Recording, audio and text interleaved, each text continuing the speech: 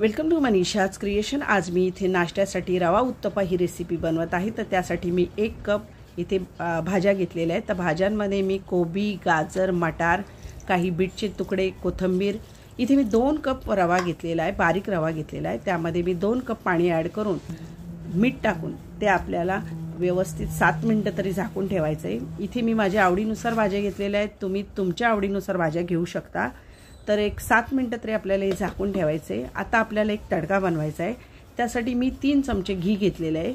घीमध्ये मला मी जिरं, हिरवी मिरची आणि कढीपत्ता हे ॲड केलेलं आहे। हे आता हा तडका आपल्याला रव्याच्या मिश्रणात टाकायचा आहे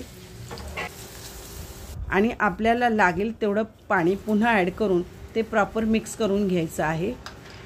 व्यवस्थित मिक्स करून झाल्यानंतर आपल्याला हे मिश्रण 2 पार्टमध्ये डिवाइड करायचं आहे। आता आपल्याला एका पार्टमध्ये कारण आपण इथे दही वगैरे काहीच ॲड केलेलं नाही आहे, तर आपल्याला इनो ॲड करायचा इथे।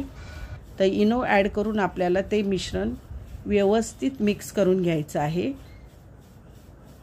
व्यवस्थित मिक्स करून झाल्यानंतर पॅनमध्ये तेल किंवा घी तुम्ही जे काही आहे टाकून ते बॅटर आपल्याला व्यवस्थित टाकून पसरवून घ्यायचं आहे। व्यवस्थित पसरवून घ्यायचं आहे। पसरून झाल्यानंतर वरून तूप टाकून झाकून ठेवायचं आहे। एक 2 ते 3 मिनिटं तरी त्याला झाकून ठेवायचं आहे आणि मग पलटी करायचं आहे। पलटी करून झाल्यानंतर पुन्हा झाकण ठेवायचं आहे, जेणेकरून तो आपला उत्तप्पा व्यवस्थित शिजेल। बघा आता किती छान असा उत्तप्पा माझा रेडी झालेला आहे। तर हा उत्तप्पा तुम्ही दह्याबरोबर किंवा सॉसबरोबर सर्व करू शकता, खाऊ शकता।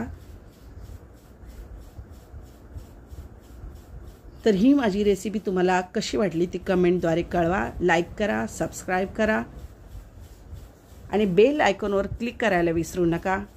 थँक्यू।